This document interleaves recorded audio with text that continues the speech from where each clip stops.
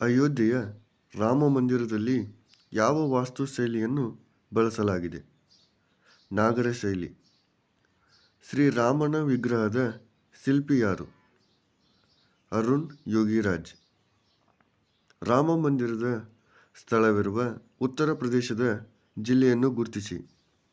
ಅಯೋಧ್ಯೆ. ಅಯೋಧ್ಯೆಯ ಬಳಿ ಹರಿಯುವ ಪವಿತ್ರ ನದಿಯ ಹೆಸರೇನು? ಸರಯೂ ನದಿ. ಅಯೋಧ್ಯೆಯ ರಾಮ ಮಂದಿರದ ಮುಖ್ಯ ವಾಸ್ತುಶಿಲ್ಪಿ ಯಾರು? ಚಂದ್ರಕಾಂತ್ ಸೋಮಾಪುರ್. ಅಯೋಧ್ಯೆಯ ರಾಮ ಮಂದಿರದ ಭೂಮಿ ಪೂಜೆ ಮತ್ತು ಶಂಕುಸ್ಥಾಪನೆ ಯಾವಾಗ? 5 ಆಗಸ್ಟ್ 2020.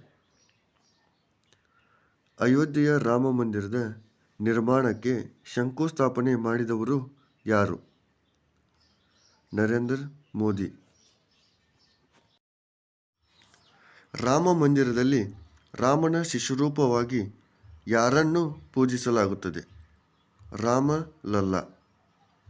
1989ರಲ್ಲಿ ರಾಮ ಮಂದಿರದ ಅಡಿಪಾಯವನ್ನು ಯಾವ ಹಿಂದೂ ರಾಷ್ಟ್ರೀಯತಾವಾದಿ ಸಂಘಟನೆಯು ಸ್ಥಾಪಿಸಿತು? ವಿಶ್ವ ಹಿಂದೂ ಪರಿಷತ್. 1992ರಲ್ಲಿ ಬಾಬರಿ ಮಸೀದಿ ಧ್ವಂಸವಾದಾಗ ಭಾರತದ ಪ್ರಧಾನಮಂತ್ರಿ ಯಾರಾಗಿದ್ದರು? ಪಿ.ವಿ. ನರಸಿಂಹ ರಾವ್.